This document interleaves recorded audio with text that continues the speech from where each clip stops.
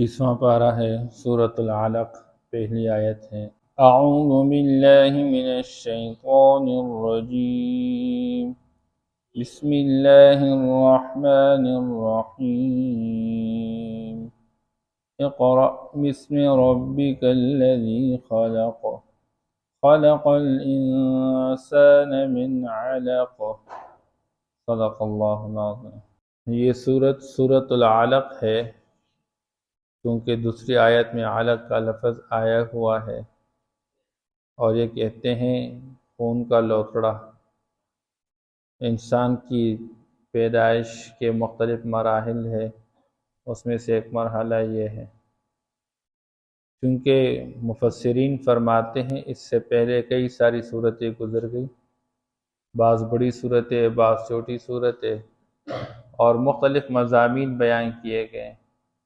اس صورت سے آخر تک ان تمام مضامین کو بطور خلاصہ بیان کیا جا رہا ہے۔ بہرحال قرآن کی یہ صورت اور یہ ابتدائی 5 آیتیں، ان آیات کو یہ اعزاز حاصل ہے کہ قرآن جب نازل ہونے لگ گیا تو سب سے پہلے یہ آیت مبارکہ نازل ہو چکی ہیں۔ اس لیے محدثین نے اپنی کتابوں کے اندر ان احادیث، صحیح حدیث امام بخاری رحمہ اللہ نے بھی نقل کی ہوئی ہے، جن کے اندر یہ بات تفصیلی بیان کی گئی ہے۔ خلاصہ اس کا یہ ہے کہ آپ صلی اللہ تعالی علیہ وسلم کو جب نبوت ملنے کا وقت آیا، یعنی 40 سال کے قریب ہو چکے، 40 سال میں اللہ نبیوں کو نبوت عطا فرما چکے، تو 40 سال کی عمر کے قریب ہونے لگ گئے، تو آپ صلی اللہ تعالی علیہ وسلم کو تنہائی محبوب بنا دی گئی۔ اس لیے آپ صلی اللہ علیہ وسلم تنہائی میں جا کر اللہ کی عبادت کرتے تھے، اور اس کے لیے آپ صلی اللہ تعالی علیہ وسلم غار حرا میں جا کر عبادت کرتے رہتے تھے۔ کبھی ایسا ہوتا کہ دن کے دن گزر جاتے، ہفتہ گزر جاتا، کبھی مہینہ گزر جاتا، آپ صلی اللہ تعالی علیہ وسلم اپنے ساتھ ایام کے مطابق توشہ لے کر جاتے۔ حضرت خدیجہ رضی اللہ تعالیٰ عنہ محنت کرتی، خدمت ساتھ کرتی، وہ تیاری کرواتی۔ اس لیے آپ صلی اللہ تعالی علیہ وسلم اسی اثنا کے عبادات میں چلتے رہیں۔ ابھی نبوت ملنے کے 6 مہینے باقی تھے کہ آپ صلی اللہ تعالی علیہ وسلم کو رؤیا صادقہ کہتے ہیں، سچے خواب آپ صلی اللہ علیہ وسلم کو آنے لگ گئے۔ اور پھر ایک دن آپ صلی اللہ تعالی علیہ وسلم غار حرا سے باہر نکلے تو جبریل امین انسانی صورت میں آئے، اور جبریل امین جب نمودار ہو چکے انسانی صورت میں، تو جبریل امین نے آپ صلی اللہ تعالی علیہ وسلم سے اقرأ کا لفظ پڑھنے کا کہا، تو آپ صلی اللہ علیہ وسلم نے جواب میں فرمایا ما انا بقارئ، میں تو پڑھنے والا کوئی نہیں ہوں۔ اس لیے جبریل نے آپ صلی اللہ تعالی علیہ وسلم کو اپنے ساتھ لگایا اور خوب زور دیا، یہاں تک کہ آپ صلی اللہ علیہ وسلم فرماتے مجھے اتنا دبایا کہ مجھے جان نکلنے کا خوف محسوس ہو گیا۔ پھر فرمایا اقرأ، میں نے پھر کہا میں تو پڑھنے والا نہیں ہوں، ہمارے نبی الامی۔ تو اس لیے آپ صلی اللہ تعالی علیہ وسلم نے جب دوبارہ فرمایا کہ ما انا بقارئ، تو پھر دبایا اور خوب زور دیا۔ تو پھر فرمایا کہ اقرأ، میں نے پھر کہا میں تو نہیں پڑھنے والا، ما انا بقارئ۔ اس لیے آپ صلی اللہ تعالی علیہ وسلم پڑھے لکھے نہیں، لیکن اللہ نے ایک معجزہ عطا فرمایا کہ باوجود یہ کہ پڑھے لکھے نہیں، اور ایسا کلام قیامت تک آنے والوں کے سامنے پیش کر دیا کہ کوئی اس جیسا کلام بنانے پہ قدرت نہیں رکھتا۔ اس لیے ہمارے نبی پاک صلی اللہ تعالی علیہ وسلم کے اندر یہ صفت تھی، امی ہونا، اور امتی کا امی ہونا یہ عیب ہے۔ اس امت کو اللہ نے علمی معجزہ عطا فرمایا پیغمبر کے ذریعے۔ اب آپ صلی اللہ تعالیٰ علیہ وسلم کو سب سے بڑا معجزہ اپنی نبوت پر دلیل کے طور پر اللہ نے قرآن عطا فرمایا، اور یہ اس علم کے امت کے اندر اللہ نے علم کو عام فرمایا ہے۔ یہ الگ بات ہے کہ اس امت نے اپنی استعداد علم پہ خرچ نہیں کی۔ اس لیے آپ صلی اللہ تعالیٰ علیہ وسلم جب تیسرے مرتبہ آپ کو دبایا اور زور دیا، اس کے بعد جب جبریل نے فرمایا اقرأ بسم ربک الذی خلق، تو یہ آپ صلی اللہ تعالیٰ وسلم کے اندر ایک استعداد پیدا کرنی تھی، اور اس استعداد کی برکت سے آپ صلی اللہ تعالیٰ وسلم پڑھنا شروع کر چکے۔ اقرأ بسم ربک الذی خلق، خلق الانسان من علق، اقرأ وربک الاکرم الذی علم بالقلم علم الانسان ما لم یعلم۔ اب یہ 5 آیتیں جبریل سنا کے آپ صلی اللہ تعالیٰ علیہ وسلم پر ایک خوف اور دہشت طاری ہو چکی، اور آپ کھپ کھپا رہے ہیں۔ آپ گھر تشریف لائے اور خدیجہ رضی اللہ تعالیٰ عنہا کے سامنے واقعہ سنا کہ میرے ساتھ آج یہ معاملہ ہو، اور فرمانے لگے زملونی زملونی زملونی، مجھ پر کمبل اوڑھ دیجئے، چادر اوڑھ دیجئے۔ حضرت خدیجہ رضی اللہ تعالیٰ عنہ آپ صلی اللہ علیہ وسلم کو تسلی دینے لگی اور فرمانے لگی کہ اللہ آپ کو کبھی ضائع نہیں کریں گے، آپ غریبوں کے، ناداروں کے لیے محنت کرتے رہتے ہیں، ان کو عطا کرتے رہتے ہیں، ان کے واسطے اپنی سعی اور قربانی پیش کرتے رہتے ہیں، اللہ کبھی آپ کو ضائع نہیں کریں گے۔ لیکن ورقہ بن نوفل اس کے پاس جاتے ہیں، اس کے سامنے بات رکھتے ہیں، تو ورقہ بن نوفل کے پاس جب چلے گئے اور حضرت خدیجہ الکبریٰ رضی اللہ تعالیٰ عنہا نے فرمایا کہ آپ اپنے بھتیجے سے پوچھ لیجیے کہ ان کے ساتھ کیا واقعہ پیش آیا ہے، تو آپ صلی اللہ تعالیٰ علیہ وسلم وہ واقعہ تفصیلی سنا چکے، تو انہوں نے جواب میں فرمایا ھذا الناموس الذی انزل علی موسیٰ، یہ وہی فرشتہ ہے جو کہ موسیٰ علیہ السلام کے پاس آیا کرتا تھا اور ان پہ نازل کیا جاتا تھا۔ اس لیے ورقہ بن نوفل اس وقت کہنے لگے کاش میں اس وقت جوان ہوتا کہ جس وقت آپ کی قوم آپ کو نکال دے گی۔ تو حضور تعجب کی طرف پوچھنے لگے او مخرجیہ، کیا وہ لوگ مجھے نکال دیں گے؟ فرمایا ہاں، آپ جیسا جو بندہ بھی آیا اور اس نے اس جیسی باتیں سمجھا دی تو لوگوں نے اس کو نکال دیا ہے۔ بہرحال 3 دن بعد ورقہ بن نوفل وفات پا گئے، اور آپ صلی اللہ علیہ وسلم نے خواب میں اس کو دیکھا تھا کہ بہت اچھی حالت کے اندر تھے۔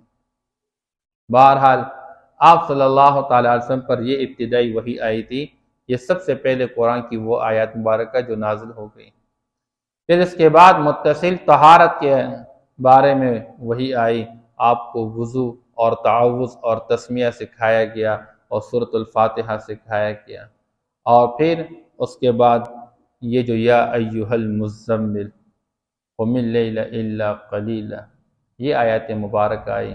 اس کے بعد 3 سال تک وحی جو ہے وہ منقطع رہی، جس کو فترت کا زمانہ کہا جاتا ہے، اور اس کے بعد یا ایھا المدثر قم فانذر وربک فکبر، پھر یہ آیت مبارکہ نازل ہوئی۔ اس لیے اللہ جل شانہ نے یہ آیات نازل فرما کے ایک تو اس امت کو سمجھانے کے لیے کہ اس امت کی ترقی کا معیار وہ تعلیم ہی ہے، سب سے پہلے وہی جو نازل ہو گئی اقرأ، ریڈ، آپ پڑھیں۔ اور آج اس امت کے اندر تعلیم کا شوق ہی نہیں ہے، بلکہ اللہ معاف فرما دے، تعلیم اس کو سمجھتے جس کے ذریعے سے بندہ لاکھوں اور کروڑوں کا مالک بن جاتا ہے، اور جو قرآن اور حدیث کا علم ہوا اس کو لوگ علم ہی نہیں سمجھتے ہیں، اور جی یہ بیکورڈ لوگ ہیں، یہ کیا سمجھتے ہیں؟ حالانکہ سب سے پہلا تعلیم اقرأ بسم ربک الذی خلق۔ ہمارے ہاں ایک پرائمری ہوتا ہے، اس کے بعد کون سی تعلیم ہے؟ سیکنڈری، اور اس کے بعد ہے ہائی۔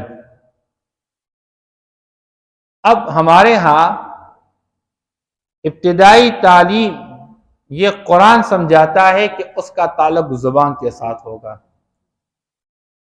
بچے کو پہلے سمجھایا جاتا ہے۔ اب ہمارے معاشرے کے اندر جب بچہ بولنے لگتا ہے ایپل، اورنج، بنانا، اب یہ سمجھایا جا رہا ہے۔ تو اس کا تعلق زبان کے ساتھ ہے۔ پہلے بچے کو زبانی باتیں سمجھائی جائے، یاد کرائی جائے، اس کے بعد بچے کو قلم اٹھا کے لکھوایا جاتا ہے۔ تو پہلے مفردات یاد کرائے جاتے ہیں۔ اس لیے یہاں پر بھی اللہ جل شانہ سمجھے اقرا، گویا کہ تعلیم کی ابتدا وہ زبان کے ساتھ ہے، اور جب زبان چل پڑے اس کے بعد ہے کہ اقرا وربک الاکرم الذی علم بالقلم۔ دوسرا درجہ پھر تعلیم کا یہ ہے کہ بندہ قلم اٹھا کر اس کو لکھے۔ اور تعلیم کی بنیاد کیا ہے؟ اقرا بسم ربک الذی خلق۔ تعلیم وہ ہے جو انسان کو رب کے ساتھ جوڑ دے۔ جس تعلیم نے انسان کو رب سے غافل بنایا وہ تعلیم ہی نہیں، وہ تو جہالت کے اندھیرے ہیں۔ اس لیے شریعت کا مزاج یہ نہیں ہے کہ بندہ میڈیکل نہ پڑھے، انجینئرنگ نہ پڑھے، کسی اسکول کالج یونیورسٹی میں نہ پڑھے، بلکہ ان ساری چیزوں کو پڑھے اس واسطے کہ بندہ اللہ تک پہنچ جائے۔ بس قل سیروا فی الارض۔ اب جتنے ہم سائنس پڑھتے ہیں تو سائنس مینز آبزرویشن، سائنس کہتے ہیں مشاہدہ کو۔ انسان جو کچھ دیکھ رہا ہے اپنی آنکھوں سے، اس سے اللہ تک پہنچے۔ ایک ڈاکٹر اگر ایک آنکھ کا علاج کر رہا ہے اور اس آنکھ کے اندر اللہ نے کتنی اپنی قدرتیں چھپا کے رکھی ہے، ایک ہی آنکھ ہے، وہ آپ کو یہ کلر سمجھا رہے کہ یہ گرین ہے، یہ بلیو ہے، اور آپ کو سمجھا رہے ہیں کہ یہ وائٹ ہے، یہ بلیک ہے، اور ایک ہی آنکھ سے آپ بہت ساری چیز، یہ انسان ہے، اور یہ ساری چیزیں آپ کو جو سمجھائی جا رہی ہیں۔ کان کے ذریعے مختلف آوازوں کا سننا اور مختلف چیزوں کا سمجھنا، اور زبان کے مختلف قسم کے ٹیسٹ۔ اب یہ سارے علوم تب علوم بن جائیں گے جب اس علم سے بندہ رب تک پہنچ جاتا ہے اور رب کے ساتھ جڑ جاتا ہے۔ اس لیے علم کی ابتدا کون سے؟ اقرأ بسم ربک الذی خلق، رب کا لفظ ساتھ لے کر آئے۔ اور رب کہتے ہیں کس کو؟ جو کسی چیز کو عدم سے وجود میں لا کر اپنے کمال تک پہنچا دے۔ اس لیے انسان کا کامل علم وہ ہوتا ہے جس کی ابتدا رب کے ساتھ ہو جاتی ہے۔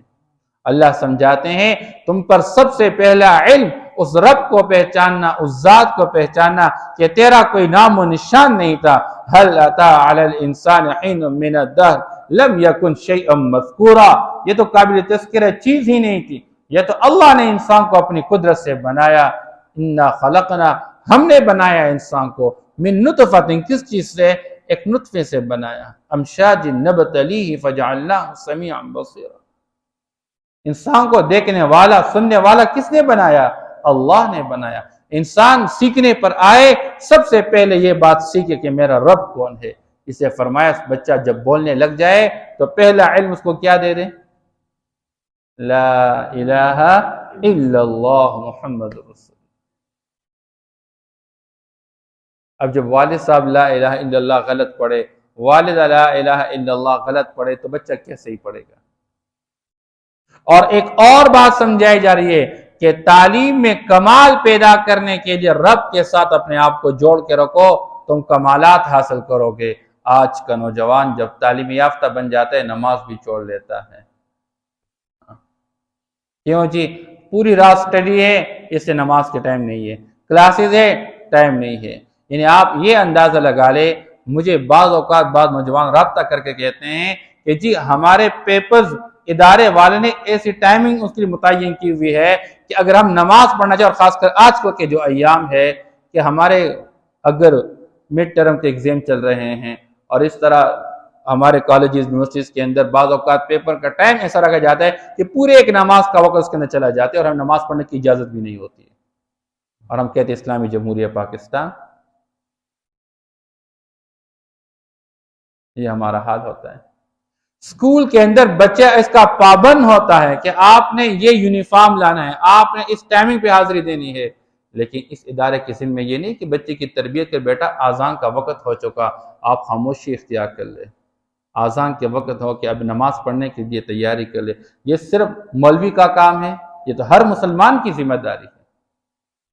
اور جب بات کی جاتی ہے بس یہ بات اٹھائی جاتی ہے، مدرسے کے اندر کوئی نصاب نہیں پڑھا جاتا، یہ قابل اصلاح ہے، اس کی اصلاح کرنے کی ضرورت ہوتی ہے۔ اس لیے فرمایا اقرأ باسم ربک الذی خلق، اس ذات کو سب سے پہلے ساتھ لے کر پڑھو جس ذات نے اس پورے کائنات کے نظام کو پیدا کیا۔ اس کائنات کا کوئی نام و نشان ہی نہیں تھا، نہ آسمان اور نہ زمین، نہ پہاڑ، نہ دریا، نہ پرند، نہ چرند، اور یہ ہواؤں کا نظام اور انسان کی آنکھوں کے سامنے جو کچھ نظر آ رہا ہے وہ آسمان کے اندر، وہ زمین کے اندر اور زمین آسمان کے درمیانے سب کچھ کو بنانے والا اللہ، اس رب کا نام لے کر پڑھو۔ یہ سب سے پہلا علم۔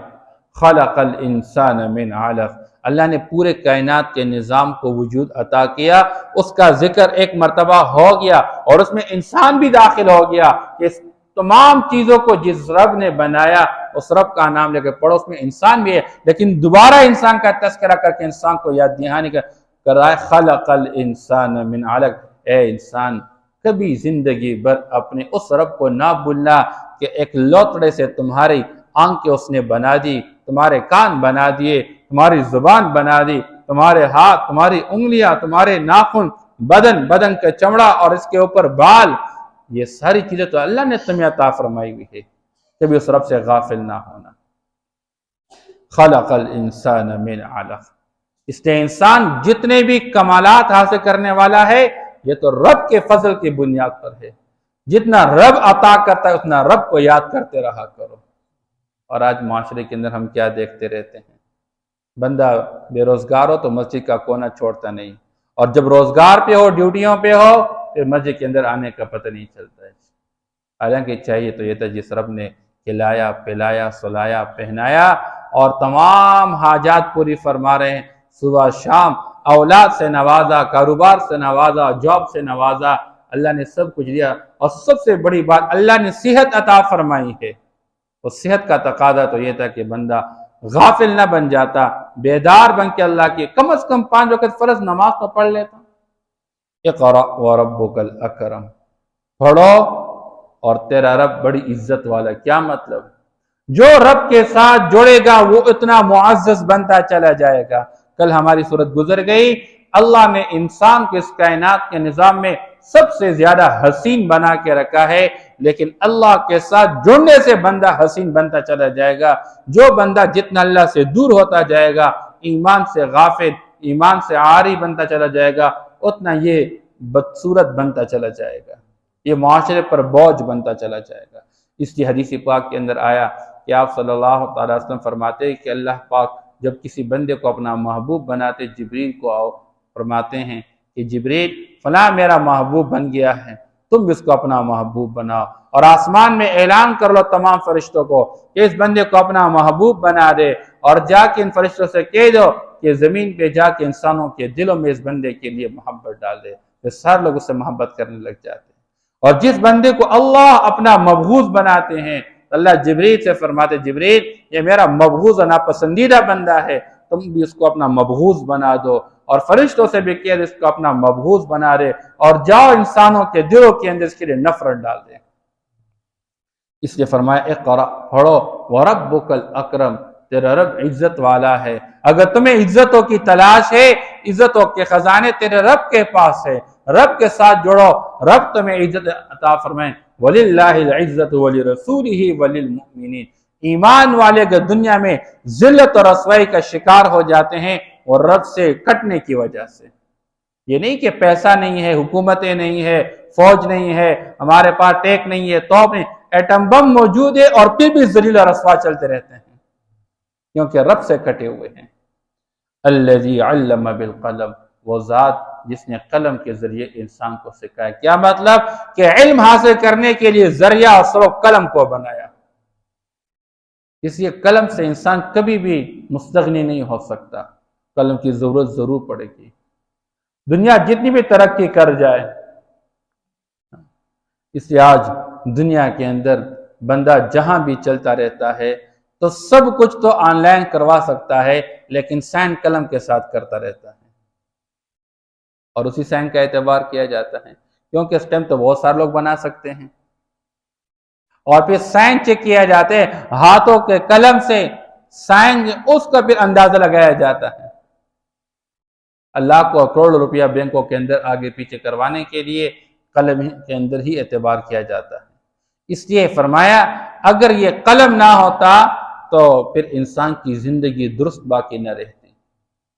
لولا القلم لما قام الدین، ایک طرف یہ فرمایا کہ اگر قلم نہ ہوتا تو انسان کا دین ٹک نہ رہتا، باقی نہ۔ اس قرآن کو قلم کے ساتھ لکھا گیا ہے، ہم تک محفوظ پہنچ گیا ہے۔ آج بھی قلم کے ذریعے جو دین کے نسخے محفوظ ہے اور ہمارے پاس ہے، اور پورے آنے والی نسلوں تک بھی منتقل ہوگی، اسی کے ذریعے منتقل ہوگی۔ بہرحال اللہ جل شانہ فرماتے ہیں علم الانسان ما لم یعلم۔ قلم کی اتنی قدردانی ہے، لیکن ہمارے معاشرے میں لوگ قلم اٹھا کر پھینکتے رہتے ہیں۔ قلم کی بے ادبی سے اپنے آپ کو بچانا چاہیے۔ علم کا سب سے بڑا نون والقلم، اللہ قلم کے قسم اٹھا کے فرماتے ہیں، اپنے نبی محبوب صلی اللہ تعالیٰ علیہ وسلم کو تسلی دیتے رہتے ہیں۔ ما انت بنعمت ربک بمجنون وانک لعلی خلق عظیم۔ یہ ساری باتیں قسم پر قلم پہ اللہ پاک قسم کھا کے سمجھاتے رہتے ہیں۔ جس چیز کی اللہ قسم اٹھا کے تو اس قلم کو ہم یوں پھینکتے ہیں، ادھر پھینکتے ہیں، ڈسٹ بن میں پھینکتے رہتے ہیں، اور پھر وہ باہر جو ہے کوڑے میں ہم پھینکتے رہتے ہیں۔ علم الانسان ما لم یعلم، اللہ فرماتے اللہ نے انسان کو وہ کچھ سکھایا جو انسان نہیں جانتا تھا۔ آج دنیا کہتی ہے کہ انسان بڑی ترقی کر چکا، پچھلے دور کے اندر یہ چیزیں نہیں تھی، آج ٹیکنالوجی آ گئی۔ یہ ساری چیزیں انسانوں کے دماغ میں جو آ رہی ہے، ڈالنے والا کون ہے؟ اللہ ہے۔ دیکھیں انسان سفر کرتا رہتا تھا، اور مہینوں اب وہ سفر ہفتوں میں، اب وہ سفر دنوں میں، اب وہ سفر گھنٹوں میں آ گیا۔ تو یہ ساری چیزیں ڈالنے والے ذہن میں کون ہے؟ اللہ ہے۔ اور سب سے بڑی بات کہ انسان نے جو چیزیں ابھی آنکھوں سے دیکھی نہیں ہے وہ بھی سکھا دی ہے۔ تمہاری عقل مانے نہ مانے تم اس کا یقین کرو گے، لیکن بدقسمت وہ انسان ہوتا ہے کہ دنیا میں بہت ساری چیزیں دیکھ کے بغیر اس پر ایمان رکھتا ہے، اس پر یقین رکھتا ہے۔ جیسا کہ ہوا موجود ہے دنیا میں، کوئی دکھا سکتا ہے ہوا کہاں ہے؟ کوئی نہیں دکھا سکتا، لیکن سارے کہتے ہیں ہوا موجود ہے۔ بدن کے اندر لوگ کہتے ہیں بھائی شوگر کی کمی ہو گئی، لوگ کہتے ہیں نمکیات کی کمی آ گئی، نمکیات بڑھ گئے، ہاں جی سالٹ ہے، آئرن ہے۔ اب یہ کون کوئی دکھا سکتا ہے کہ انسانی بدن سے کوئی بندہ معمولی سا بھائی ایک چٹان جو ہے مجھے آئرن نکال کے دکھاؤ تو صحیح، میں مان لوں تو صحیح؟ وہ جی بس ایک پٹی پڑھائی گئی ہے اور ہمارے ذہن میں وہ فٹ ہو گئی ہے، بس ہم یقین کر چکے ہیں۔ اب بہت ساری چیز دنیا میں دیکھی اس کا یقین رکھتا ہے، لیکن جو اللہ نے فرمایا کہ موت کے بعد ایک زندگی ہے، قبر کی زندگی، قبر میں عذاب، اور جنت اور جہنم، پولیس رات، حساب و کتاب، انسان کہتے ہیں یہ کیسے ہوگا؟ میں ایک مرتبہ مر جاؤں گا، ریزہ میں مجھے کون دوبارہ زندہ کرے گا؟ اس سے اللہ نے فرمایا انسان یاد رکھنا، اپنی ابتدا پر سوچو کہ ابتدا میں تو ایک نطفہ تھا، ایک خون کا لوتڑا بن گیا، اس سے تمہیں اللہ نے بنایا، تمہیں دوبارہ پیدا کرنے پر اللہ قادر ہے۔ اس سے فرمایا علم الانسان ما لم یعلم، اللہ انسان کو وہ سمجھا چکے جو انسان نہیں ہے۔ اس لیے جو سورسز آف نالج کہلاتے ہیں، انسان جب کسی چیز کا علم حاصل کرنا چاہتا ہے تو 3 بنیادی اسباب ہیں۔ ایک سینسٹیوز ہے کہ انسان کے جو حساسیات ہے، اور وہ کیا چیز ہے؟ آنکھ سے دیکھنا، کان سے سننا، زبان سے یہ ٹچ کر کے اور ٹیسٹ حاصل کر لینا، اور ناک سے یہ سونگھنا، اور ہاتھ سے ٹچ کر کے انسان اس سے معلوم کرتا ہے نرم ہے سخت ہے۔ یہ 5 بنیادی چیز ہے۔ اس کا کام جہاں ختم ہو جاتا ہے تو دوسرا سورس علم کا ہے، وہ کیا ہے؟ وہ انسانی عقل ہے۔ دیوار کے پیچھے آواز آ رہی ہے، وہ انسان کی آواز ہے، جانور کی آواز ہے، وہ انسان کو عقل بتا دیتی ہے۔ عقل ایک روشنی ہے، انسان بہرحال یہ الگ تفصیلی معاملہ ہے۔ اور جہاں انسانی عقل ختم ہو جائے وہاں وہی شروع ہو جاتی ہے۔ تو اللہ نے سب سے اعلیٰ درجہ علم کا وہ وہی رکھ لیا ہے، اور وہی کے ذریعے ہمیں باتیں سمجھائی گئی ہے۔ اب انسانی عقل مانے یا نہ مانے، تو اب انسان کہہ دے کہ میرے رب نے مجھے بتایا ہے کہ موت کے بعد زندگی ہے، میرے پیغمبر نے مجھے بتایا کہ جنت ہے، جہنم ہے، اور جنت میں بالا خانے اور محلات، اور یہ نہریں، اور یہ حوریں، اور یہ پودے، اور یہ پھل، اور یہ مشروبات، یہ اللہ نے سب کچھ بنا کے رکھا ہے، لیکن آج انسانی عقل میں یہ باتیں نہیں، کیونکہ انسانی عقل سے بالکل اعلیٰ درجے کا علم کا سبب اللہ نے وہی کو بنا کے رکھا ہوا ہے۔ اقرأ بسم ربک الذی خلق، آپ پڑھیں اپنے اس رب کا نام لے کر جس نے بنایا، خلق پیدا کیا، اور خلق کس چیز کو؟ ہر چیز کو پیدا کیا۔ خلق الانسان من علق، پیدا کیا انسان کو خون کے لٹڑے سے۔ اقرأ وربک الاکرم، آپ پڑھیے اور تیرا رب عزت والا ہے۔ الذی علم بالقلم، وہ رب جس نے قلم کے ذریعے سے سکھایا۔ علم الانسان ما لم يعلم، اور انسان کو سکھایا وہ جو وہ نہیں جانتا تھا۔